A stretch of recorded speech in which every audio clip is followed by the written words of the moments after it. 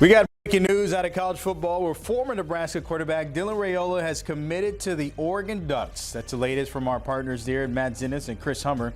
The former five-star prospect spent the past 2 seasons with the Cornhuskers, and this year he threw for 2,000 yards, 18 touchdowns, and 6 interceptions. But before all that, after that fracture in that fibula in November. Now his decision comes regardless of what happens with Dante Moore, if he's going to go to the NFL or maybe return to Eugene.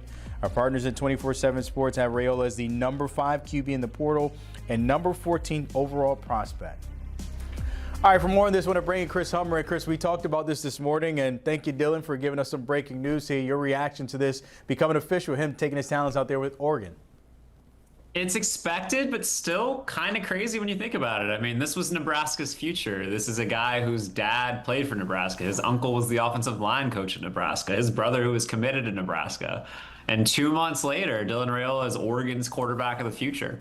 It's almost like, to be frank, Dylan Raiola willed it into existence. This is the school talking to sources around his family that Dylan wanted to go to the entire time when he went in the portal. And it seemed to go slow. But as soon as Oregon was eliminated from the playoffs, Dylan Raiola took a visit and he committed shortly after. So this is either a very talented answer and successor to Dante Moore, or it's the best backup quarterback in America next year. We'll find out which one of those two it is going to be shortly. But either way, it's a huge addition for Oregon and one of the biggest transfer moves of the cycle. Yeah, that's the question mark when it comes to him in terms of take a look at it. When you're talking about those QBs in the portal, they're still waiting for answers here to Sam Levitt. We'll get to that. And then Hassan Longstreet from USC, where they may find their new stomping grounds. But the fact that he's going there possibly be a QB2, you don't know the future, as we mentioned with Dante Moore. Your thoughts on that whole dynamic there in Oregon? It's fascinating, right? Like, you just don't see a high-profile quarterback like Dylan Raiola willing to sit very often. I mean, no quarterbacks are willing to sit in this era. You just mentioned Hassan Longstreet. Like, he didn't want to sit for another year at USC, so he hopped in the portal. And Dylan Raiola is potentially choosing to do this. It's actually very similar to what Dante Moore chose to do so 2 years ago when he left UCLA and went to Oregon to sit behind Dylan Gabriel for a year.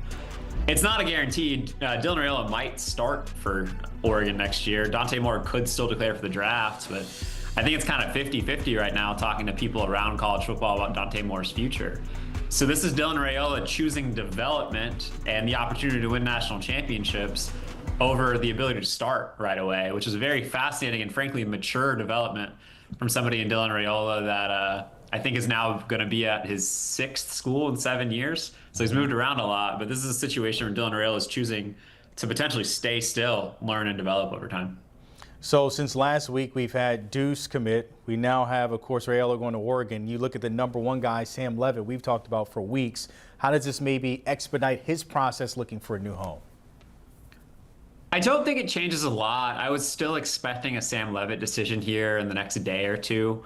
He's made his visits. He's tripped to LSU. He's tripped to Tennessee. He's tripped to Miami. And this is a guy who just kind of is deciding between the 3. LSU and Miami particularly, I think, are kind of the teams I'm looking at most among those 3 with him. And he went to Miami last. I think had a good visit. LSU, I think, had some cleanup to do after the Damon Williams situation happened while he was on campus. But LSU is a team that he's had strong interest in as well. And he's kind of the last big domino, at least in terms of quarterbacks with proven starting experience on the open market. And whichever team misses on him, be it LSU or Miami, is going to have to scramble a little bit to find their answer. I was going to ask you that when you talk about so many teams still looking for that QB1 between Sam Levitt, of course, dealing with that injury, but should be fine for camp. And Hassan Longstreet doesn't have the starter experience. Could that expedite the process for both and maybe a domino before one or the other? I would anticipate you see Levitt first, but we've seen in recent days, like, younger quarterbacks can sometimes jump the line or at least go first. Deuce Knight committed while DJ Lagway was on campus at Ole Miss. So you never know, but I don't think LSU, at least how it sits, would take Hassan Longstreet before it gets a decision from Sam Levitt. I think you need to know what Sam Levitt's going to do. And I don't think Hassan Longstreet was leaving USC in a situation ready to sit just to go somewhere where he has to sit again. At least that's my read on the situation. These things are in flux. These things can change. LSU needs multiple quarterbacks, but I would imagine you see Levitt happen before Longstreet. Oh, it can always change, Chris. We're just getting started. We have so much more time before this thing closes up on January 16th. Thank you for joining us there with that breaking news. With Dylan Raiola taking his talents out there with the Ducks in Oregon. We'll see how that pans out. Don't forget the conversation continues on the college football page on YouTube. All you got to do is tap into that QR code and subscribe. Nobody better to talk about this. My guy, Chip Patterson. Of course, this news coming out today. Your reaction initially on Dylan heading out to Oregon is what? Fantastic decision by Dylan Raiola, right? We always judge our quarterbacks by their decision making, and this was a huge decision as he tried to figure out where he was going to go with his career, a career that, yes, has shown us flashes of that high-level future pro potential, but has not quite had the results. Now, injuries, very clearly, as you mentioned, ended this season, one that had a lot of expectations earlier than expected. But as Dylan Raiola looks for his post-Nebraska moves, the fact that he's going to a place where they've switched out offensive coordinators multiple times, and yet what have they had? NFL-bound quarterbacks. There is something to be said for the place where Bo Nix was able to go and get himself drafted, the place where Dylan Gabriel was able to go and get himself drafted. And as you mentioned, we'll see what Dante Moore decides, but whenever he decides, that boy's going to be drafted. And so you maybe were finding yourself, your stock was sliding. You were going to go to a place that is healthy, a place that's going to have a better offensive line than what you had at Nebraska, a place that has better skill position players than what you had at Nebraska. Now it's going to be on you and the development piece to get back to full health and get back to playing some of your best football. So for the first thing that stands out to me, Brandon, when I'm considering Dylan Raiola, I think this was an excellent decision for him. When it comes to it, though, Chip, the idea that he'll be a backup here behind Dante Moore, and Dante Moore obviously doing that before landing here in Oregon, does that even fit the style of the mentality of Dylan as what we know the past couple of years? The thoughts of him being QB2 at least growing for the future? I'll hold off judgment till we hear from Dante Moore. How about that, Brandon? We'll see what ends up happening in terms of his decision, whether he does want to come back. I do think that as you and I are speaking here on this Monday morning, there is maybe an inkling of a potential that Dante Moore does return.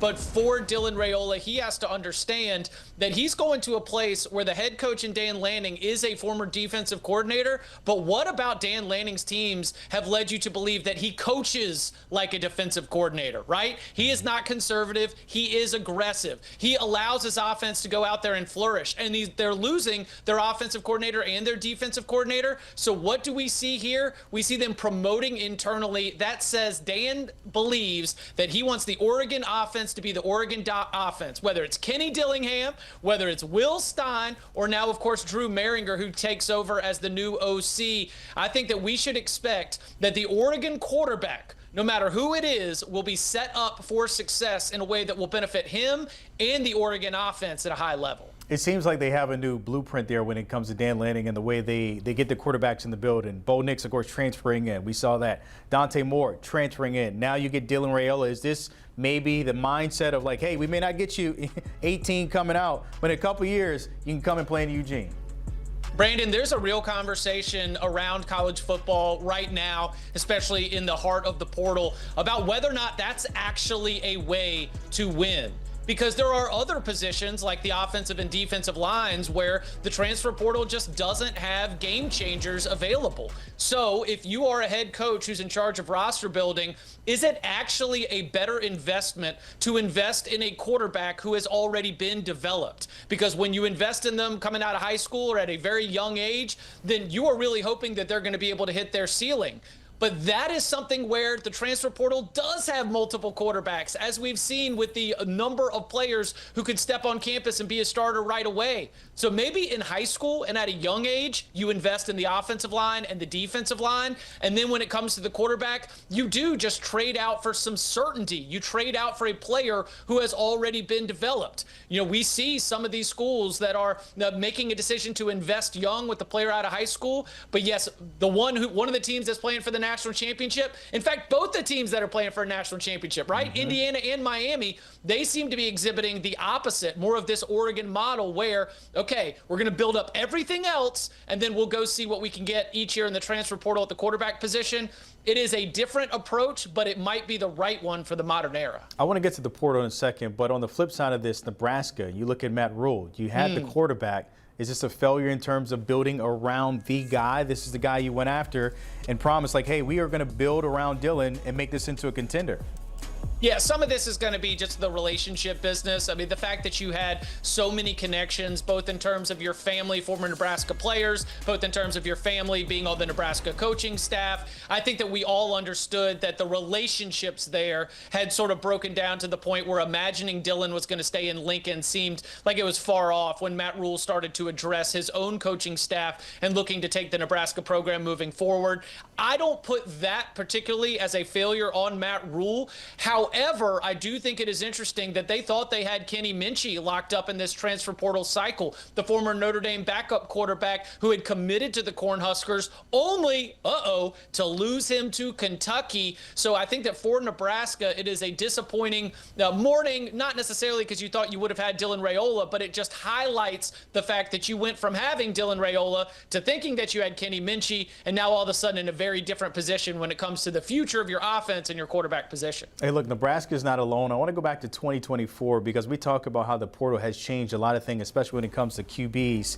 And look at this, Chip. Everybody in 2024 currently either in the portal or with a different team. When you think of college football here as a whole, how has this changed, maybe for the better or worse?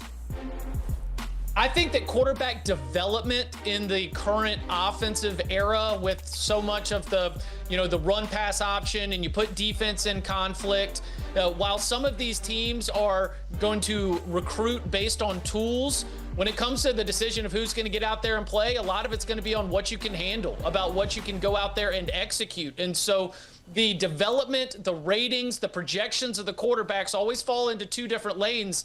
And it happens at the NFL level too, right? Because NFL coaches will say, I know what you were in college, but you've got all these tools. I can coach you into something else. And then coming out of high school, you've got these players with tools. You try to put them out on the field and they just cannot play. They cannot execute at the high level. So the quarterback position, the way it is coached, coaches are always going to be torn between trying to develop you for what you can be one day or trying to make sure you can execute what you need to get wins.